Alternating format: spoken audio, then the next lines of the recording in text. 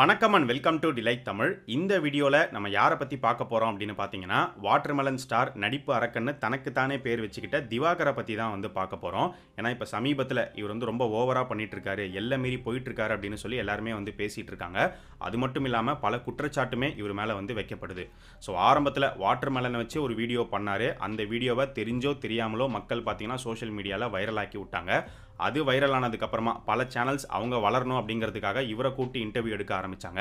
இவருக்கு அந்த interview business வந்து ஒர்க் அவுட் ஆக ஆரம்பிச்சிருச்சு. இது நல்லா இருக்குது அப்படின்னு சொல்லி பல சேனலுக்கு பல இன்டர்வியூஸ் வந்து கொடுக்க ஆரம்பித்தார். ஒவ்வொரு இன்டர்வியூலுமே அவர் எப்படி நடித்து தள்ளியிருப்பார் அப்படிங்கிறத நீங்கள் எல்லாருமே வந்து பார்த்துருப்பீங்க. அது மட்டும் இல்லாமல் அவருடைய ஸ்கூல் லைஃப், காலேஜ் லைஃப்லாம் அவர் எவ்வளோ பெரிய நடிகனாக இருந்தார் அப்படிங்கிறதெல்லாம் வந்து அவர் ஷேர் பண்ணியிருப்பார். கர்ணன் படத்தில் சிவாஜி நெஞ்சில் ஈட்டி வாங்குற அந்த சீனை வந்து நான் நடித்து காட்டுறேன் அப்படின்னு சொல்லி சிவாஜியையும் கேவலப்படுத்தியாச்சு, கர்ணனையும் கேவலப்படுத்தியாச்சு. இவர் பண்ணுறதெல்லாம் பார்த்துட்டு என்னைக்காவது ஒரு நாள் எவனோ ஒருத்தன் இவருடைய நெஞ்சில் உண்மையிலேயே ஈட்டியை இறக்க போகிறான். அது என்னைக்கு நடக்க போகுது அப்படிங்கிறது தெரியல. ஆரம்பத்தில் இவரை பெருசாக யாரும் வந்து கண்டுக்கல. சரி, ஏதோ கோமாளித்தனமாக பேசுகிறாரு, நடிக்கிறாரு, அட்டென்ஷன் சீக்கிங்காக பண்ணுறாரு அப்படிங்கிறது எல்லாருக்குமே பார்க்கும்போது தெளிவாகவே வந்து தெரியும். அது மட்டும் இல்லாமல் ஒவ்வொரு காலகட்டத்திலையும் இவர் மாதிரியே புது கோமாளி வந்துக்கிட்டே தான் இருப்பாங்க அப்படிங்கிறதும் நமக்கு தெரிஞ்ச ஒரு விஷயம் தான். அந்த மாதிரி தான் எல்லாருமே வந்து கடந்து போனாங்க. ஆனால் ஒரு கட்டத்தில் பார்த்தீங்கன்னா, அதுவும் இப்போ சமீபத்தில் தான் வந்து பார்த்தீங்கன்னா, ஃபஸ்ட்டு சூரி பற்றி வந்து இவர் பேசியிருந்தார். அதுதான் வந்து முதல் கான்ட்ரவர்சியாக வந்து கிரியேட் ஆச்சு. சூரி வந்து சின்ன சின்ன ரோல் பண்ணி படிப்படியாக முன்னேறி வந்திருக்காரு. என்னால் அப்படிலாம் வந்து வர முடியாது, நான் ஆல்ரெடி என்னுடைய நடிப்பு திறமையை நான் ப்ரூவ் பண்ணிட்டேன். அது மட்டும் இல்லாமல் நான் வந்து டாக்டரு, ஸோ சூரியோடலாம் என்னை கம்பேர் பண்ணாதீங்க, நான் நடித்தா வந்து பெரிய ரோல் தான் நடிப்பேன், ஹீரோவாக தான் நடிப்பேன்லாம் வந்து அவர் பேசியிருந்தார். அதுதான் வந்து ஒரு பெரிய கான்ட்ரவர்சியாக ஃபஸ்ட்டு வந்து கிரியேட் ஆச்சு. ஒரு தியேட்டர் வாசலில் கூட பார்த்தீங்கன்னா ஒரு ப்ரெஸ் ரிப்போர்ட்டர் வந்து திவாகரை பார்த்து பயங்கரமாக கேள்வி கேட்டிருந்தாரு. அந்த வீடியோ எல்லாருமே வந்து பார்த்துருப்பீங்க. ஸோ திவாகர் என்ன பண்ணுறாருன்னு பார்த்தீங்கன்னா, இந்த மாதிரி அவருக்கு எதிராக பயங்கர ஸ்ட்ராங்காக கேள்வி கேட்டாலே உடனே அவர் ரீல்ஸ் பண்ணுற அவருடைய ஃபோனை எடுத்து ஃபோட்டோ பிடிச்சி இவங்க ஃப்ராடு, இவங்களை நம்பாதீங்க அப்படிங்கிற மாதிரி அவருடைய இன்ஸ்டாகிராம் பேஜில் போஸ்ட்டை போட்டு விட்டுறாரு. கேள்வி கேட்டாலே ஃப்ராடா?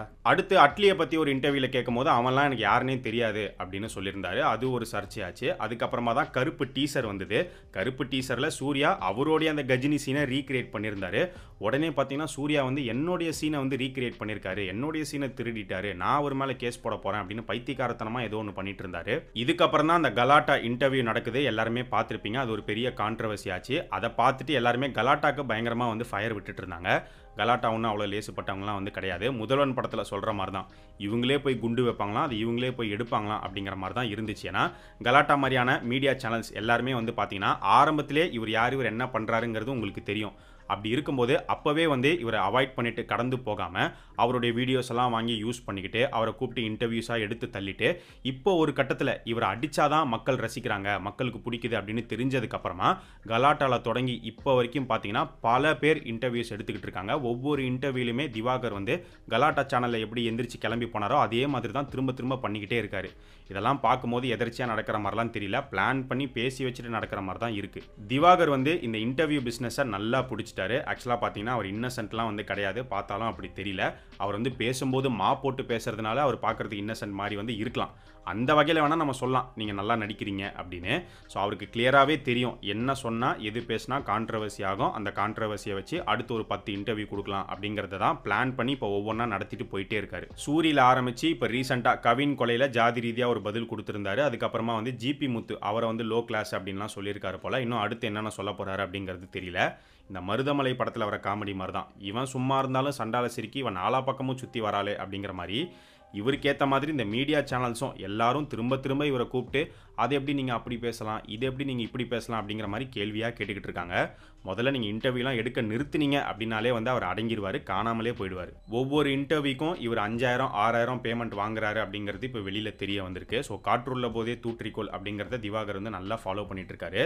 சரி, இந்த மீடியா சேனல்ஸ், இன்டர்வியூஸ் இதெல்லாம் கூட விட்டுருங்க. இதை தாண்டி ஒரு கொடுமையான விஷயம் என்ன அப்படின்னு பார்த்தீங்கன்னா, சமீபத்தில் ஒரு ஸ்கூலுக்கு இவர் சீஃப் கெஸ்ட்டாக வந்து கூப்பிட்டுருக்காங்க. சீஃப் கெஸ்ட்டுக்கான மரியாதை போயே கொஞ்சம் வருஷங்கள் ஆகுது. ஏன்னா இப்போ இந்த திவாகர் மட்டும் கிடையாது, இவருக்கு முன்னாடியே நீங்கள் பார்த்தீங்கன்னா இந்த மாதிரி ரீல்ஸ் பண்ணுறவங்க, டிக்டாக் பண்ணுறவங்க, போஸ்ட் போடுறவங்க, கண்டென்ட் கிரியேட்டர்ஸ் அப்படின்னு சொல்லி இவங்க என்னமோ பெருசாக சாதித்த மாதிரி இவங்களை கூட்டிகிட்டு வந்து கௌரவப்படுத்தி நிறுத்துறாங்க.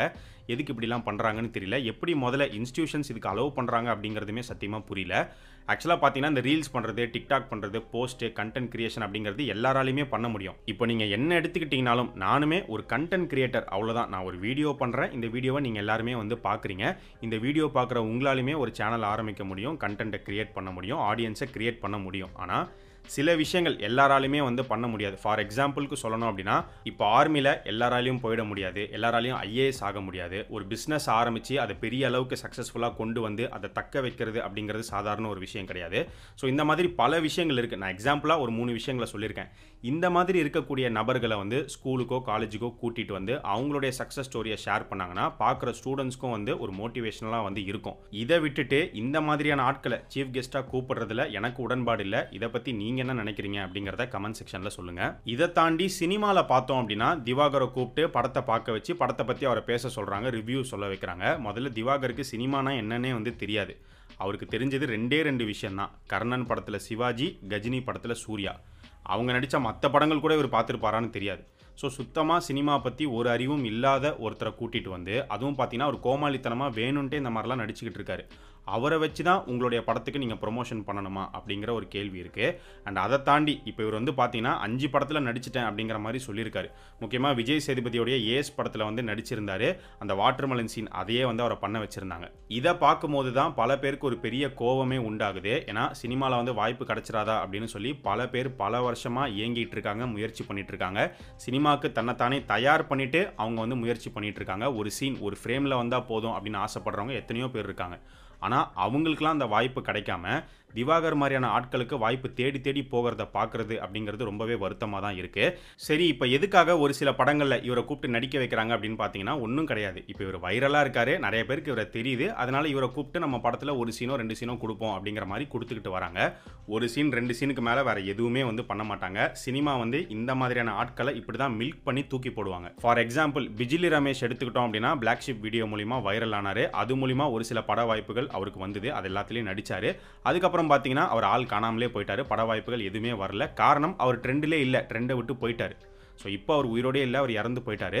அதுக்கடுத்து பார்த்தோம் அப்படின்னா ஜிபி முத்து, அவர் ஒரு டைமில் வந்து பயங்கர ட்ரெண்டிங்கில் இருந்தார். ஸோ அவர் வந்து பார்த்தீங்கன்னா படத்தோடைய ப்ரொமோஷன்ஸ் பண்ணிட்டு இருந்தார், படங்களில் நடிக்க ஆரம்பித்தார், பிக் பாஸ் போனார், டிவி ஷோ போனார், எல்லாமே பண்ணார். இப்போ பார்த்தீங்கன்னா அந்தளவுக்கு எதுவுமே இல்லை, எல்லாமே வந்து குறைஞ்சிருச்சு. இதே நிலமை தான் இப்போ திவாகருக்கும். இப்போ ட்ரெண்டிங்கில் இருக்கிறதுனால பல இன்டர்வியூ கொடுக்குறாரு, சினிமாவில் நடிக்கிறாரு, எல்லாமே பண்ணிட்டு இருக்காரு. ஒரு கட்டத்தில் பார்த்தீங்கன்னா இவரும் காணாமல் போவார். இவர் காணாமல் போனதுக்கப்புறமா அடுத்து இவரை மாதிரியே வேற ஒரு கோமாளி புதுசாக யாராவது வருவாங்க. இவரை மாதிரியான ஆட்கள் எல்லாரும் பார்த்தீங்கன்னா ஒரு பாசிங் கிளவுட்ஸ் மாதிரி தான் வருவாங்க, ட்ரெண்டில் இருப்பாங்க, அதுக்கப்புறமா வந்து காணாமல் போயிடுவாங்க. ஏன் இவங்களால சஸ்டெயின் பண்ண முடியாது அப்படின்னு பார்த்தீங்கன்னா இவங்க கிட்ட திறமை கிடையாது. திறமை இருந்தால் மட்டும்தான் சஸ்டெயின் பண்ண முடியும். திறமையை தாண்டி மீடியா சினிமாலலாம் வந்து சஸ்டெயின் ஆகணும் அப்படின்னா பொழைக்க தெரிஞ்சிருக்கணும். ஆக்சுவலாக பிஜிலி ரமேஷ்க்கு பொழைக்க தெரியாது, ஜிபி முத்துக்கும் அந்தளவுக்கு பெருசாக பொழைக்க தெரியல. ஆனால் இவருக்கு திவாகருக்கு வந்து பார்த்தீங்கன்னா நல்லா பொழைக்க தெரிஞ்சிருக்கு. நடிக்க தெரியலனாலும் பொழைக்க தெரிஞ்சிருக்கு. அதை வச்சு தான் இப்போ பொழப்ப ஓட்டிக்கிட்டு இருக்காரு. ஸோ அடுத்து இவர் பிக் பாஸ் தான் டார்கெட் பண்ணிட்டு இருக்காரு அப்படின்னு நியூஸ் வந்துட்டு இருக்கு. ஏன்னா கண்டிப்பாக அவங்களும் வந்து பார்த்தீங்கன்னா அவங்களுக்கும் கண்டஸ்டன்ட்லாம் எங்கே போய் தேடுவாங்க. ஸோ இந்த மாதிரி ஆட்களை வந்து உள்ளே இறக்கி விடுவாங்க. அப்போ தான் அவங்களுக்கும் வந்து கண்டென்ட் கிடைக்கும் அப்படின்னு. எத்தனை நாளைக்கு இவரும் வந்து இன்டர்வியூவும் கொடுத்துக்கிட்டே இருப்பார். ஸோ அதனால் இவர் வந்து அப்படி டார்கெட் பண்ணுறாரு, போகிறதுக்கு வாய்ப்புகள் இருக்குங்கிற மாதிரி இப்போ நியூஸ் வந்துட்டு இருக்கு. ஸோ இதை பற்றி நீங்கள் என்ன நினைக்கிறீங்க? திவாகரை பற்றியும் திவாகர் மாதிரி உருவாகிற ஆட்களை பற்றியும் அவங்கள வளர்த்து விடுற இந்த மீடியா சேனல்ஸை பற்றியும் அவங்கள சப்போர்ட் பண்ணுற இந்த சினிமா பற்றியும் உங்களுடைய கருத்து என்ன அப்படிங்கிறத இந்த வீடியோவுடைய கமெண்ட் செக்ஷனில் சொல்லுங்கள். அடுத்து இன்னொரு வீடியோவில் நம்ம பார்க்கலாம்.